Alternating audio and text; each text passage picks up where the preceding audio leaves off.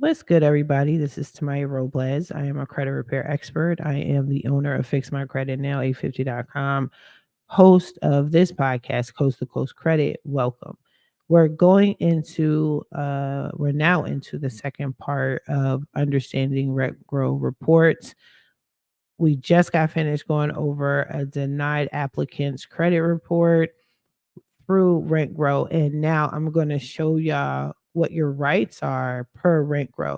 Now, even though this does say RentGrow, I want to make it clear, like RentGrow didn't make this up. These are your rights regardless. Okay, so it's a summary of your rights under the FCRA, the Fair Credit Reporting Act, and a lot of y'all are probably used to hearing me say, "Hey, I'm a factual disputer."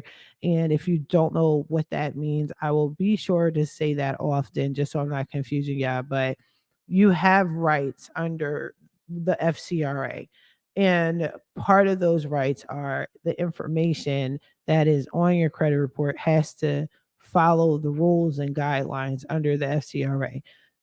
Yes, items are supposed to be on your credit report. Data furnishers are supposed to report information on your credit report, but it's supposed to be 100% accurate.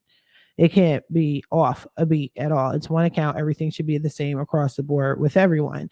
So if I'm looking at someone's credit report and I'm seeing any inaccuracies, that means your rights have been violated under the FCRA, under the Fair Credit Reporting Act. So this is what I'm disputing. I'm disputing the facts. And the fact of the matter is the negative information is violating your rights under the FCRA. I don't care about a backstory. I don't care if this is supposed to be on there or not supposed to be on there.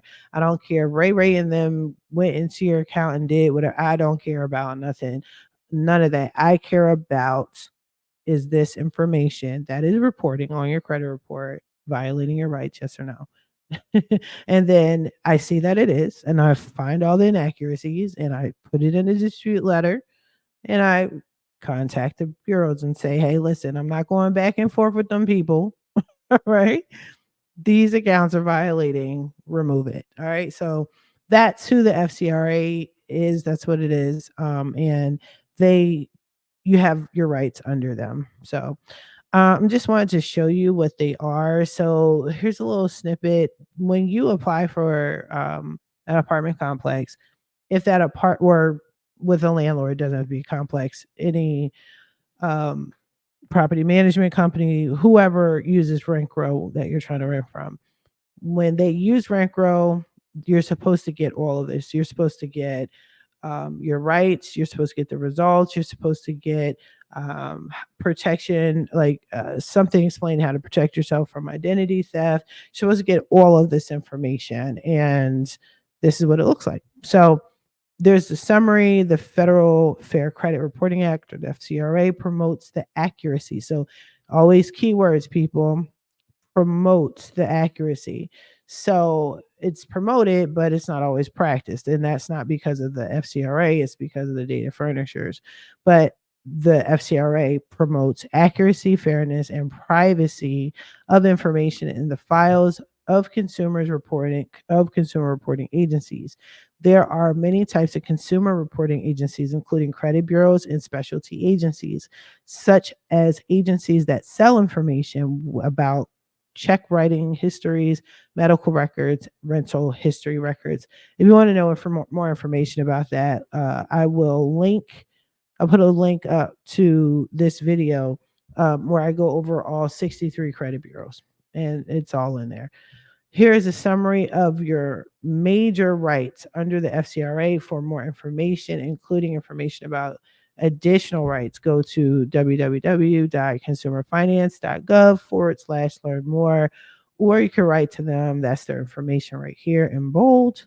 So we're going to go over it. So like I said, this is, oh, I did not mean to click on that, but boom, there you go. Learning more. I didn't mean to click on that. But anyway, they said these are the main points. So this is going to be a pretty short video. but we don't have to read all of this. And this part right here is just information and the resources. All right, cool. So you must be told if the information in your file has been used against you. So anyone who uses a credit report or another type of consumer report to deny your application for credit, insurance, employment, what have you, or to take advantage against you, you must report them. Okay, they have to tell you that this is going on. If they don't, then you can sue. Okay, you can sue. Let's not forget we do officially have a credit attorney on the team now. In certain states, he's getting more and more states. But if I see your credit report and see that you have a case, I will reach out to you and ask you if you want to move forward with litigation. No, you do not pay for anything out of your pocket. All right. And I will check out my past video because I actually interview the attorney. So it's pretty cool. You have the right to know what is in your file. You do. And you can actually get a free credit report every year. I'm not reading all this shit. You can read it if you want. But it does say you may request and obtain all information about you in the files of a consumer report. Full disclosure, right? Every year, once a year. After, if you get more than one, then you do have to pay for it. So, I mean, it could be with anyone, whether it's Smart Credit, it could be with the credit credit bureaus directly. You get a free report, but if you want more, then you have to pay for it, regardless of who you go through. You do have the right to dispute incomplete or inaccurate information.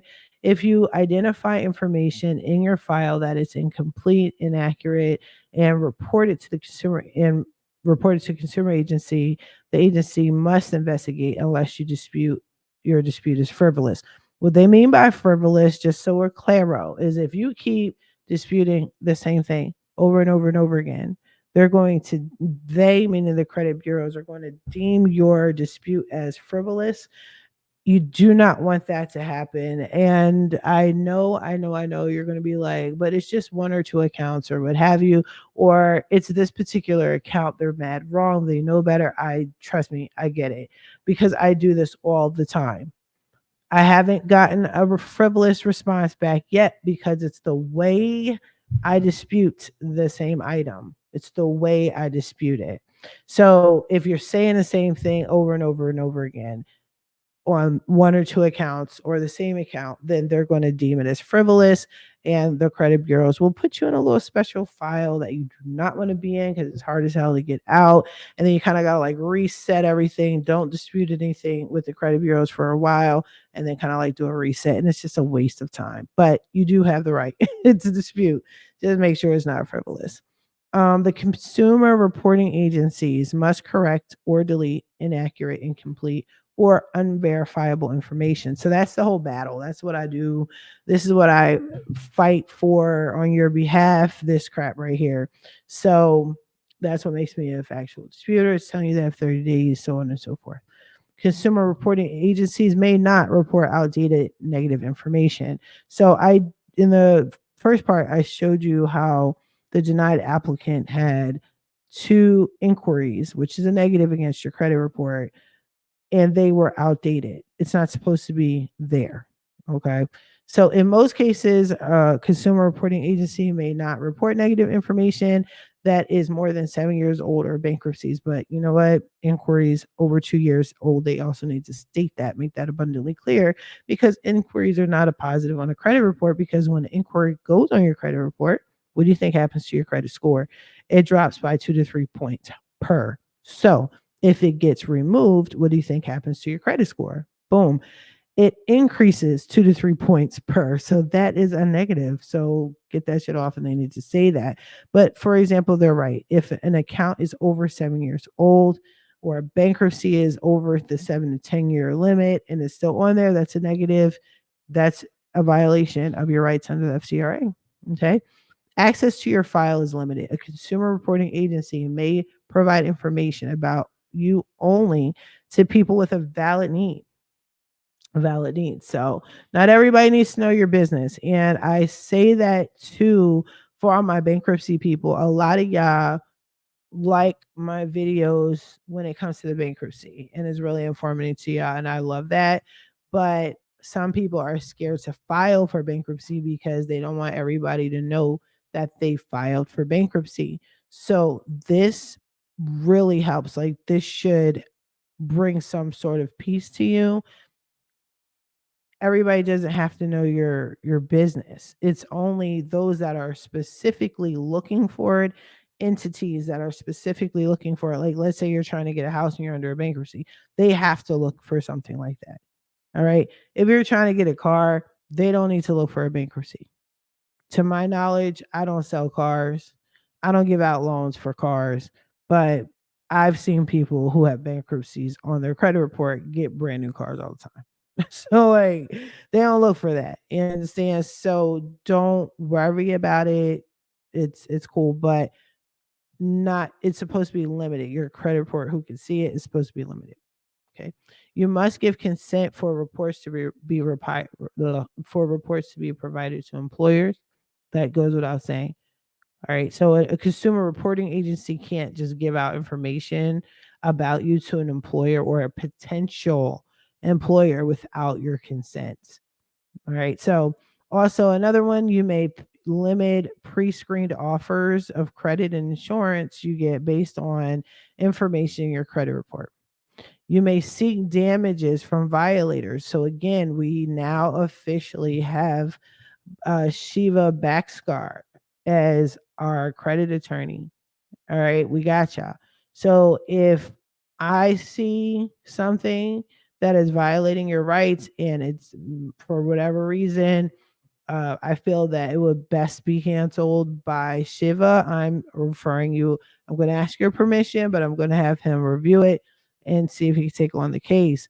But yes, you can definitely seek damages. If a consumer reporting agency, or in some cases, a user of consumer reports or a furnisher of information to a consumer reporting agency violates this right, you may be able to sue in the state or federal court, man. You can sue. Go ahead and sue. Now, I will be honest with you. This is the year, Cat Williams said it the best. 2024 is the year of the truth, where the truth is going to be exposed. I support that and I agree 1,000,000,000%. And one of the best ways to do it is to sue these creditors, man, because I've been doing this stuff for so long and I have many clients that have legitimate, God honest suits, lawsuits, and or they should be suing, and they don't. So now my people are starting to say, you know what, okay, cool, let's go ahead and do it. All right, let's send them over. Go ahead and sue. They're hurting you. You know what I mean? Might as well get paid for the debt and for it to be removed from your credit permanently. All right. Now, identity theft victims and active duty military personnel have additional rights. So, for more on their rights, just go to consumerfinance.gov, learn more. You have the right to place a security freeze on your credit report, which will prohibit a consumer reporting agency from releasing information in your credit report without your expressed authorization. So, credit freezes is something that uh, some credit repair specialists believe that they get better, faster results if they freeze their client's credit report. I have do I do that? Sometimes I do, sometimes I don't. Most cases I do not. A lot of times my clients are trying to purchase a home. They need fast results. They get them. I'm very much involved with their lender. So sometimes the lender will check their report from time to time. And because there's a freeze on there, or if I keep a freeze on that credit report, they can't see what's going on. And sometimes it could just prolong certain situations. It gets long and drawn out. And it's just I don't need to do it because I get results either way. Now, do I get better results faster? I don't really notice that much of a difference. I don't notice that much of a difference. Now, some clients are already privy to the whole credit screen freezing thing, and by the time I get them, their credit report's already frozen, which is cool. So, yeah, it's good to know that y'all know y'all stuff before you come to me sometimes. And then lastly, as an alternative to a security freeze, you have the right to place an initial or extended fraud alert on your credit at no cost. I kind of have some thoughts about that.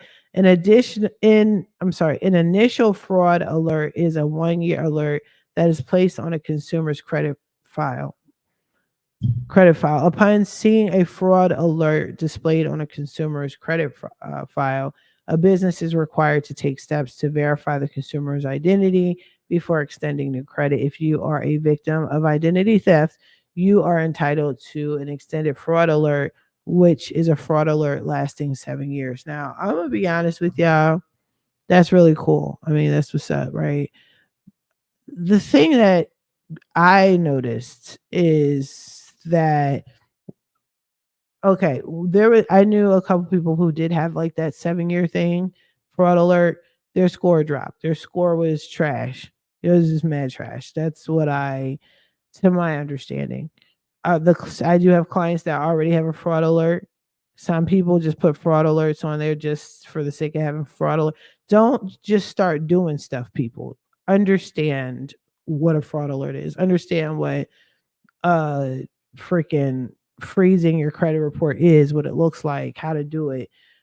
Because you'll more than likely get the same results with less harm. So I'm very much pro freezing. Another thing about freezing is flexible. You can lift it permanently, you could lift it temporarily, you could customize when it's released. Like, I like that part of it. If you legitimately have fraud, cool, put it on there. Just be aware that it could negatively impact your credit score. That's it. That's all. That's all I got. All right, then. So hopefully this was informative. Hopefully. And through talking with y'all, I recognize that I am not doing enough. I feel like I'm not giving enough information to y'all. So I just thought of like 3 other topics to share with you guys. Just to help protect y'all as you guys are going through this credit journey. It's really serious. It's really important, and hopefully it's helpful. And like, it's free information. I know you guys love free. So here's some free game here. All right. So definitely know your rights. Know your rights for sure. I am going to do the part 3, which is the final part, which is identity theft. And just to warm your little hearts, I will do separate videos specifically on credit freezes and fraud alerts, as well as identity theft. I'll go further and further in detail about that. With the pandemic hitting, a lot of people had fraudulent activity in their bank accounts and their credit. I was a victim as well. Child, somebody that went in my credit, they went into my bank account, and they were buying stuff out of Best Buy. It was crazy. They were spending thousands and thousands of dollars. I was like, wow, I didn't even know I had it like that. I didn't. So, but it was bananas. But anyway, I'll check you guys out in the next segments. All right, bye bye.